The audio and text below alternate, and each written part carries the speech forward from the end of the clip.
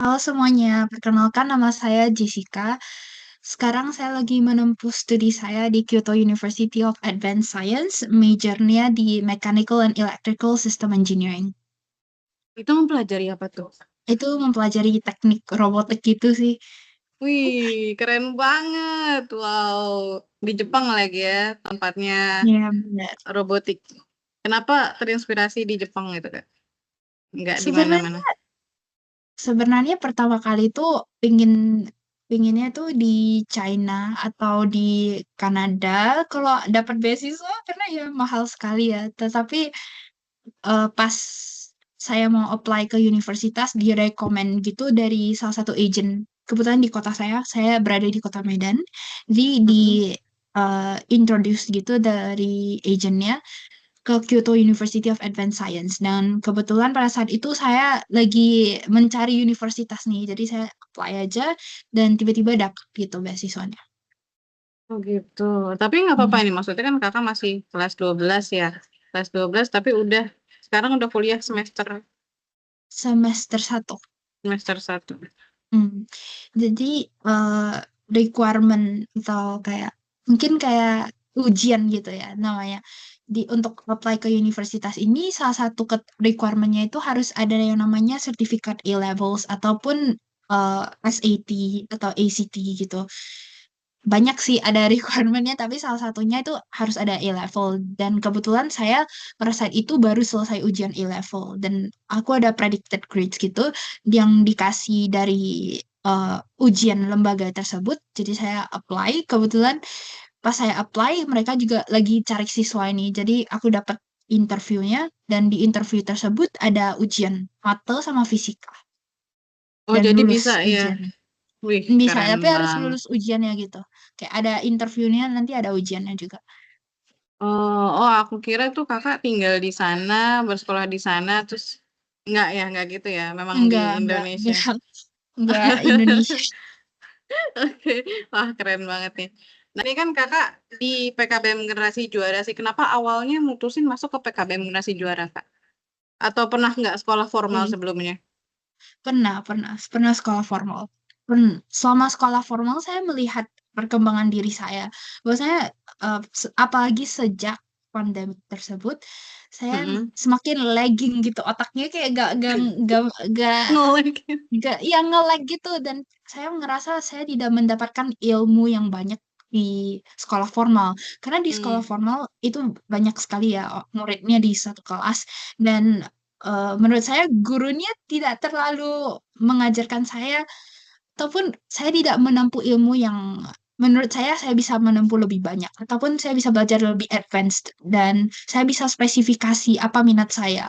Kalau di Hmm. sekolah formal kan kita harus mengambil semua mata Mata pelajarannya. pelajaran. Tetapi Mm-mm. tapi kalau di homeschooling dengan PKBM Generasi Juara saya bisa lebih fokus dengan apa yang saya ingin capai, apa yang saya ingin mengadvance atau upgrade dari diri saya. Jadi saya bisa Lebih improve menggali di minat ya. benar-benar. Jadi saya bisa menggali juga bahwasanya oh talent saya di mana. Saya jadi tahu bahwasanya oh saya suka ini. Contohnya saya tahu robotik itu pas saya di Generasi Juara sebenarnya. Saya pas ada yang namanya tugas proyek itu, saya lagi research dan saya kepikiran bahwa saya inginnya yang hubungan dengan teknologi. Jadi saya research tentang teknologi dan juga saya jadi tarik juga sama fisika dan saya juga ada salah satu proyek saya itu tentang gerak harmonik sederhana. Kemarin Itu project buat eh, di kelas body generasi juara game dan sejarah. dari sana saya jadi tahu bahwasanya oh saya suka fisika, saya suka mate, saya pinginnya berhubungan dengan robotik. Jadi jadinya saya ngambil mata kuliahnya ya itu Mechanical and Electrical System Engineering karena kebetulan dapatnya yang pas, spesifikasinya pas lagi gitu yang saya Wih. mau.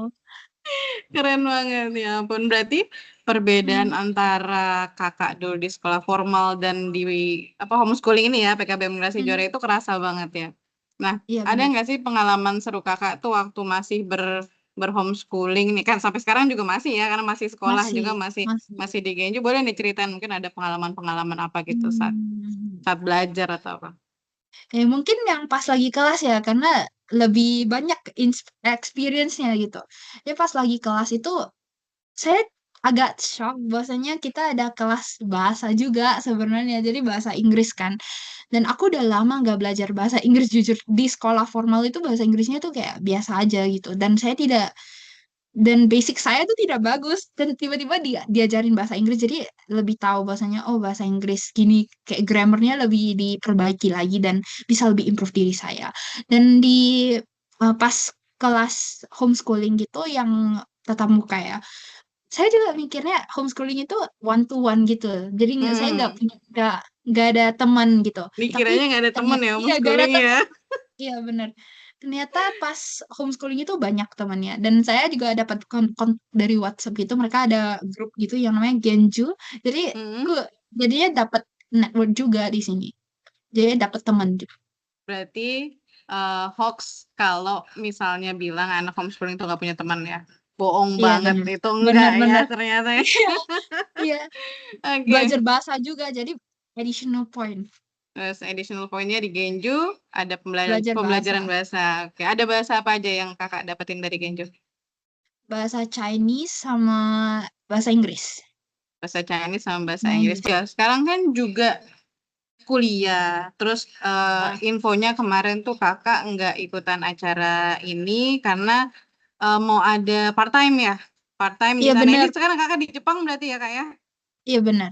Itu gimana nih kakak ngebagi waktunya, kakak juga part time, kakak juga sekolah, kakak juga kuliah, terus ada kegiatan apa lagi nih, sibuk apalagi fisika dan Hmm, macam-macamnya itu kan butuh waktu untuk susah sih. mempelajarinya Susah. lebih dalam lagi ya. Itu gimana membagi Benar. waktunya tuh kak? Jadi pas jadi intinya kan untuk untuk yang kelas 12 ini kita harus yang HST yang aku ambil itu harus ada ujian kan. Yang ujiannya itu setiap semester ada ujiannya sama ada tugasnya yang harus dikerjain. Sedangkan kalau kebetulan juga ini schedule-nya itu nggak kayak overlap, jadi nggak kejar-kejaran jadinya. Tapi aku Oke. harus cepat bagiin waktunya, soalnya deadline-nya kan berbeda. Kalau di sini Hmm. bilang aja ke pas semester pertama ini kan udah mau masuk semester kedua udah libur. Jadi kalau pas semester pertama kemarin saya ada ujian final test gitu, mata fisika sama beberapa mata kuliah itu di di Januari gitu, di akhir Januari. Dan untuk pengumpulan tugas atau ujian yang dikasih untuk kelas 12 itu kalau nggak salah tuh di akhir Januari atau di akhir Februari kalau nggak salah, sekitar Januari Kemarin Februari ini, gitu. Jadi heeh. jadi pas saya selesai ujian, saya punya waktu yang cukup banyak untuk ngerjain tugasnya, dan saya juga masih punya waktu untuk baca-baca materi atau menghafal materi sebelum ngerjain ujiannya. Jadi masih balance lah antara PKBM dan juga kuliah di sini. Dan untuk part time saya ngambilnya itu di hari Sabtu Minggu biasanya. Sabtu Minggu atau tanggal merah di sini lah.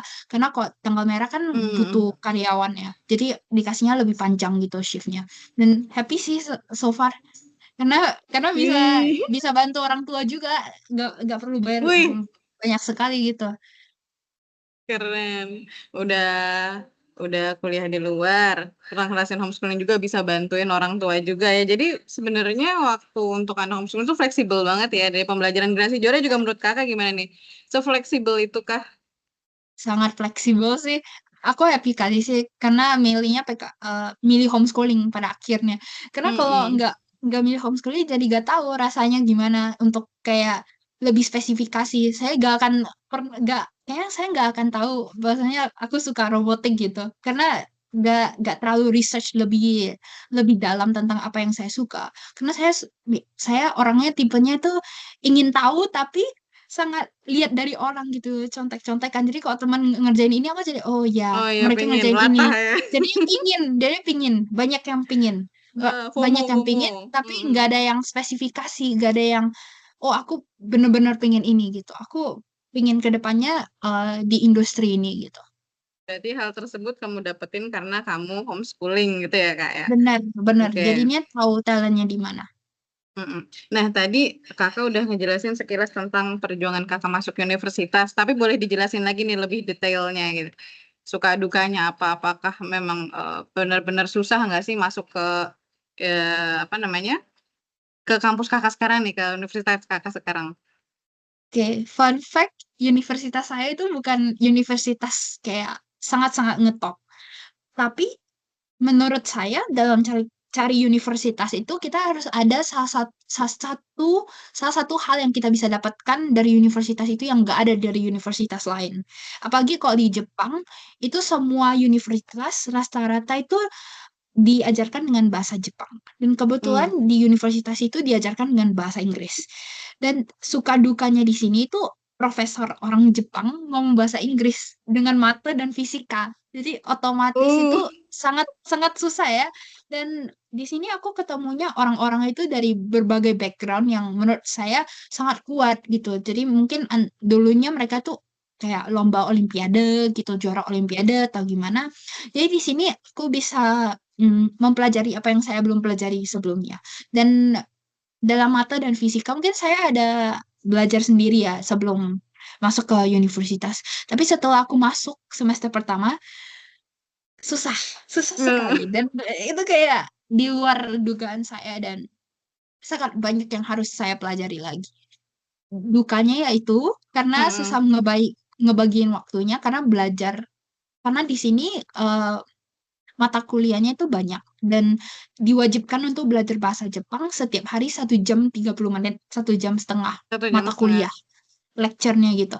Jadi setiap hari kelas aku itu dari jam 10.30 pagi sampai sore jam 5.30 Dari jam non-stop 10 sampai jam jam 5 ah, jam 10.30 sampai jam lima lama tiga puluh Jadi juga. beda sekali sama kalau di university di Indonesia ya. Karena kan waktunya fleksibel. Bahkan dulu zaman orang tua saya itu masih ada namanya mereka kerja, internship Iya, gitu-gitu. benar. Ya Heeh. kan, magang.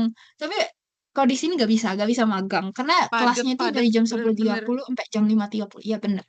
Dan Wah. breaknya itu cuma 10 menit antaranya ataupun jam makan siang gitu. Oh, oke. Tapi Itu untungnya ada jam dukanya. makan siang ya. Iya, iya jam makan siang. Dan itu tuh Oke. juga cuma Oke. 40 menit untuk jam makan siangnya. Ya, nggak Cuma apa-apa. 40 menit. 40 Jadi menit. kita kayak puas-puasin lah 40 menit itu. Terus Itu juga, dukanya. Habis iya, udah luar capek-capek biasa. kelas, harus belajar lagi karena ada ujian gitu. Kalau untuk pelajaran mate, di sini namanya kalkulus, itu Mm-mm. ujiannya itu setiap empat empat lecture gitu atau 4 kali eh, kelas tatap muka.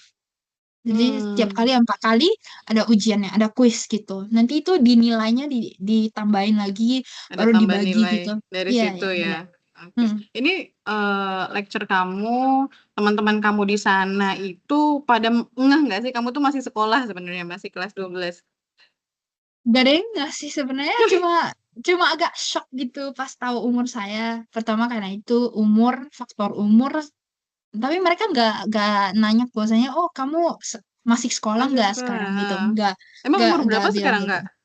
Sekarang baru 17, Oh, 17. Oh iya, rata-rata di sana berapa tahun? 18 di atas. 18 ke Tapi atas.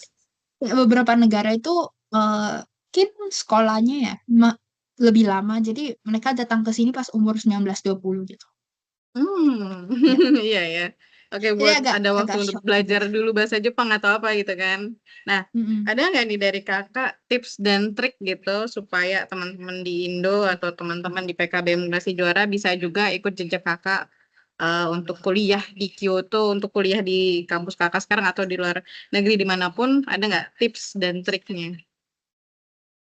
Jadi untuk tips dan triknya itu harus cepat ngambil opportunity. Jadi apapun opportunity yang diberikan atau apapun kayak kesempatan yang ada itu diambil saja. Karena kita nggak tahu bahwasanya kesempatan yang mana akan membawa kita ke kesuksesan.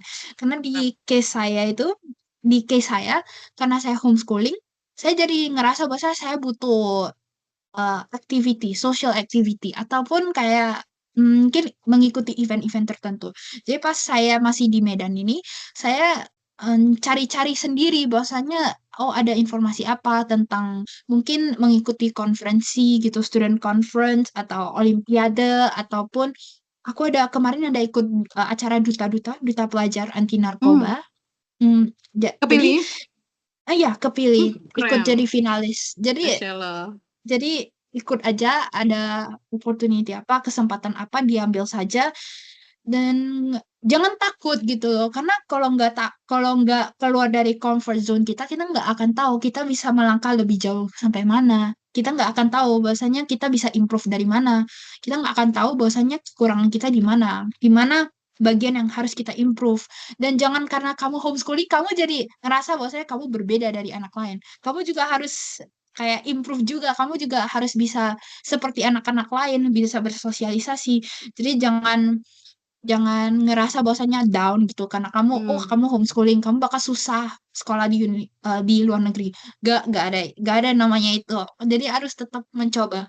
Dan kalau menurut saya harus cari informasi lebih lanjut tentang universitas itu lebih like ahead atau sebelumnya lah. Soalnya kadang pas di case saya nggak tahu bahwasanya contoh pas interview ada ujian, aku nggak tahu ada ujian. Pas Aku ujian apa taunya nih? itu ujian mata sama fisika pas interview untuk masuk ke universitas ini ada interviewnya, dan aku Hmm. nggak tahu bahwasanya ada ujian. Itu salah satu kesalahan saya, karena kalau misalnya saya pelajari mungkin saya bisa dapat beasiswa Bisa. yang lebih banyak, ya kan, Benar-benar. meskipun aku sekarang udah dapat, tapi alhamdulillah udah dapat, tapi aku bisa dapat yang lebih lebih tinggi lagi kalau aku prepare mentally gitu. Pertama itu, kedua requirement-nya apa saja. Karena karena kan kita homeschooling, kita nggak mempunyai semua sertifikat yang orang lain punya. Contoh Hmm. mungkin di sekolah mereka ada ujiannya yang IB diploma gitu, yang internasional. Mungkin kita juga harus perlu spesifikasi itu dan cari tahu gimana caranya untuk mendapatkan sertifikat tersebut. Meskipun kamu anak homeschooling, jadi mungkin bisa nanya ke sekolah-sekolah formal lain, apakah membuka pendaftaran untuk eh, kandidat di luar sekolah Hmm. mereka. Hmm. Karena Hmm. beberapa sekolah emang emang buka khusus untuk anak sekolah lain gitu. Dan Oh, bisa oke. bisa aja apply gitu karena banyak banyak banyak kok. Banyak, saya Iya, percaya nyari banyak. online juga sekarang juga sudah Mm-mm. banyak Ya ya. banyak. Hmm. Apalagi Hmm. Hmm. bisa ikut ujian SAT, ACT gitu bla bla bla. Itu aku nggak ikut ujian itu ya, tapi itu nanya-nanya gitu sama teman-temanku yang di sini biar cari informasi juga. Saya mana tahu ada yang mau ke sini juga kan. Jadi Hmm. mereka ikut ujiannya yang SAT itu gak mahal, gak terlalu mahal kalau misalnya untuk spesifikasi internasional. Jadi boleh mencoba mencari informasi tentang itu. Oke. Nah, buat teman-teman juga terus cari informasi beasiswa ya yang dibuka di mana daftar aja dulu gitu ya. Nah, eh, motivasi kakak nih dari awal emang udah milih kampus itu atau gimana tuh kak? Nah, motivasinya apa? Gak milih kampus itu juga sebenarnya, gak tahu mau mau apply di mana. Saya kurang informasi juga, makanya cari agent, dan agent Mm-mm. di kota saya itu gratis, jadi aku Oh, yang di Medan. otomatis kan di Medan gratis kan, jadi langsung nanya aja, oh saya mau ini, nanti tolong dong cariin yang mirip-mirip lah requirement-nya gitu. Dan kemarin saya sempat ditolak di China kemarin karena Oh, sempet. eh, sempat ditolak di China. Saya apply-nya cuma dua, China sama yang di sini. Yang di China aku kena reject itu karena saya belum mempunyai raport nasional. Raport nasional belum ada, pertama itu. Baru saya tidak membaca spesifikasi, itu salah saya lagi. Jadi informasinya kurang. Dan pas saya nanya agentnya bilang ya udah coba aja dulu gitu. Jadi aku tahu aku nggak dapet karena kurang beberapa sertifikat. Tapi it's fine, udah lewat. Dan yang kedua itu aku apply ke Jepang itu pas Januari itu juga dempet-dempet waktunya. Tapi aku coba aja gitu. Aku bilang ke orang tua saya akan coba untuk dapat beasiswa. Kalau nggak dapet ya udah nggak apa-apa. Tapi awalnya Saya emang udah harus niat mau keluar dan hmm, diizinkan oleh orang tua ya. diizinkan karena orang tua kebetulan juga open minded ya. Jadi ngerasa Ya. bahwasanya kalau misalnya mau improve lebih banyak untuk menempuh studi yang lebih lebih jauh lagi untuk untuk diri sendiri, karena kebetulan kalau di Jepang kan bisa kerja, jadi bisa bantu orang tua. Pertama itu, kedua mereka juga cari citizenship, mereka lagi butuh orang juga di sini karena birth rate itu kayak presentasi orang hamil gitu di sini ataupun kayak anak gitu menurun. Jadi mereka butuh orang luar untuk untuk Oh, oke. untuk untuk naikin birth rate gitu. Ya, untuk mungkin cerita seru itu pertama kali aku datang ke sini sih. Iya, boleh Agak shock. diceritain. Jadi aku agak shock ya pertama kali dan aku nggak terlalu mendalami bahasa Jepang pas pertama kali ke sini. Belajar bahasa Jepang itu cuma online dan beberapa bulan doang. Jadi pas saya datang ke sini saya nggak ngerti bahasa Jepang. Jadi Hmm. agak sedikit miskom ya. Tapi mungkin cerita serunya itu pas saya belajar bahasa Hmm. Jepang. Jadi pas saya untuk sekarang saya udah masuk bulan kelima mungkin bulan kelima di Jepang. Dari bulan Jadi apa saya Kak berarti Kak? dari Agustus Tahun ini lalu ya, Agustus tahun lalu. bulan 6 bulan udah 5 bulan atau 6 bulan Hmm. sekitar so.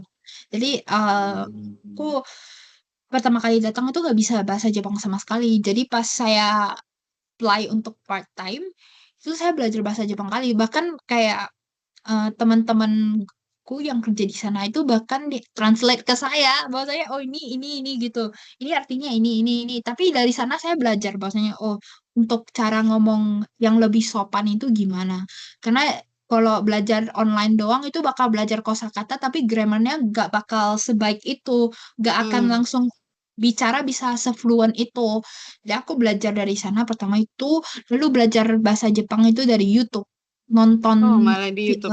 YouTube anime-anime gitu padahal nggak suka anime sebenarnya tapi ya demi demi belajar bahasa Jepang kan Coba itu boleh tapi nih. sekarang gimana Tapi sekarang gimana dulu? Tapi sekarang gimana? sekarang ya lebih baik gitu soalnya udah bisa ngomong sama teman-teman Jepang tapi masih banyak sih yang harus diperbaiki karena kan nggak mungkin ya orang belajar bertahun-tahun kamu cuma belajar beberapa bulan dan tiba-tiba udah bisa jadi expert nggak mungkin jadi tetap harus belajar harus banyak dengar banyak coba bicara meskipun broken Japanese ya Japanese-nya itu asal-asal tapi yang penting mencoba karena kalau kita mencoba kita akan tahu bahwasanya salahnya di mana dan akan Benar. ingat salahnya di mana karena akan Orang juga menjadi lebih apresiasi, wah ya ini juga masih berusaha loh gitu. Dia bukan iya orang iya asli iya Jepang, dia benar-benar berusaha untuk belajar bahasa Jepang. Boleh iya nih Kak, benar-benar perkenalan atau apa dengan bahasa Jepang nih? Atau ngomong apa dengan bahasa Jepang, tapi diartiin ya, karena aku ah nggak ngerti. oke oke. Mungkin kenalan ya. 私の名前はジェシカです。今、17歳です。インドネシアから来ました。私は工学部の1年生です。京都先端科学大学の学生です。ありがとうございます。よろしくお願いします。Artinya, Artinya itu, halo nama saya Jessica, sekarang saya umurnya 17, saya berasal dari Indonesia, sekarang saya lagi menempuh studi saya di Kyoto Sentang Kagaku Daigatu itu nama universitas saya, Kyoto University of Advanced Science, dengan jurusan engineering. Saya adalah murid tahun pertama. tahun pertama. Oke, Benar. sekarang aku boleh minta sekali lagi pakai bahasa Jepang, terus nanti ditranslate lagi ya. Motivasi buat teman-teman di generasi juara nih dari Kak Jessica. Boleh pakai Hmm, bahasa Jepang dulu atau bahasa Indonesia dulu boleh. Gambate, karena Ingat gambate. berarti.